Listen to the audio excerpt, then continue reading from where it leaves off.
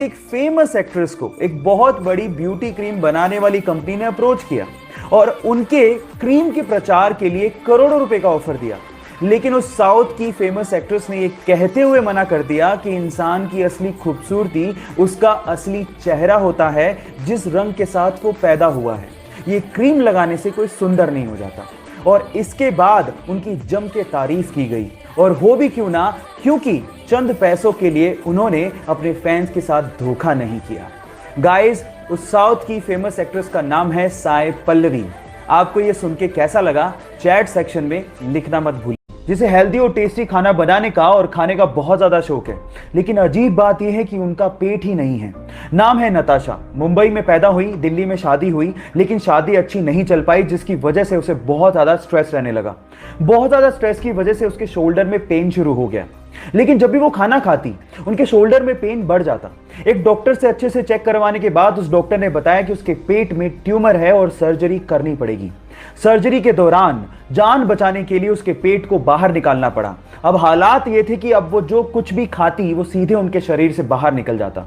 अब सर्जरी के बाद उनके पास सिर्फ दो ही चॉइस थी, या तो वो जिंदगी जीना छोड़ देती या फिर वो भरपूर जीती। और उन्होंने सेकंड चॉइस को अपनाया और फाइनली आज वो द गटलेस फूडी के नाम से फेमस है। नताशा की जिंदा दिली के लिए मैं उन्हें दिल से सलाम करता हूं। प्लेन क्रैश करने वाला हो तो क्यों ना सभी यात्रियों को अपना अपना पैराशूट दे दिया जाए ताकि वो अपनी जान बचा सके। फिर एयरलाइंस वाले ऐसा क्यों नहीं करते? उसके पीछे के 3 कारण हैं।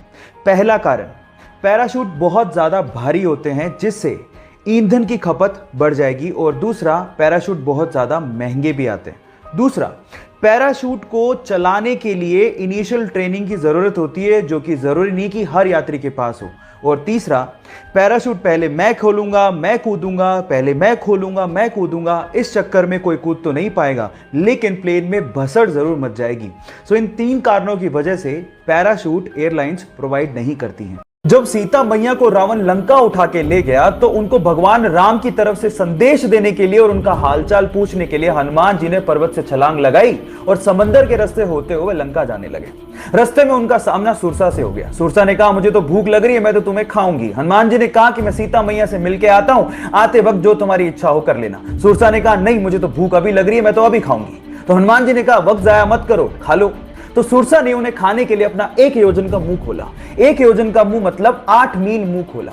जैसे ही उसने 1 योजन मुंह खोला, हनुमान जी 2 योजन के हो गए।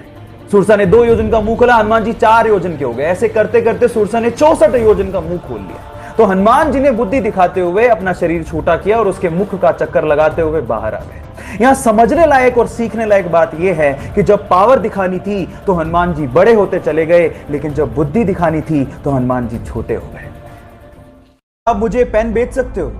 ये क्वेश्चन मोस्ट कॉमन क्वेश्चन है अगर आप किसी भी कंपनी में सेल्स जॉब के लिए जाते हो तो, क्योंकि अगर आप बेच सकते हो तो आप कुछ भी कर सकते हो।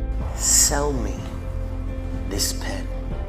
मैं आज आप लोगों को इस मोस्ट कॉमन क्वेश्चन का आंसर बताता हूं। ऐसे एक इंटरव्यू में एक बंदे से पूछा कि क्या आप मुझे पेन बेच सकते हो? तो उसने पेन लिया और उस बंदे को थोड़ी देर बाद कहा कि सर, ये फॉर्म भर दीजिए, ये लकी ड्रॉ का फॉर्म है और अगर आप इसे भरेंगे तो आप 1 लाख रुपए की लॉटरी जीत सकते हैं। तो उसने कहा, बिल्कुल भरूंगा, लेकिन मेरे पास पेन नहीं है। तो उसने कहा, ये लीजिए सर पेन, 10 रुपए का है सर, भरिए, may be you can win 1 lakh रुपए लॉटरी। उसने तुरंत खरीद लिया। Now the moral of the story is, अगर आपको कोई चीज बेचनी है तो आपको उसके लिए जरूरत पैदा करनी पड़ेगी।